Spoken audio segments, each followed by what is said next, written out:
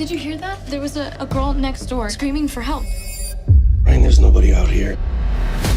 There's a little girl in your attic. I saw her. There's no one up there. She's lying. You're telling me that your neighbor kidnapped a little girl and has her chained in her attic, right? No one up there. Your mind is just playing tricks on you. Please stay away from that. And one that'll likely have equally serious consequences. What the hell, man? When you said she works Monday through Friday, it would have been helpful to me. Get together. She's not real. There's no one up there. Your mind is just playing tricks on you.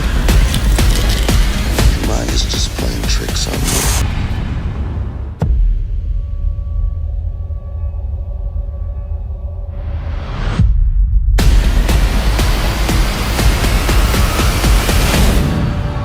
Your mind is just playing tricks on you.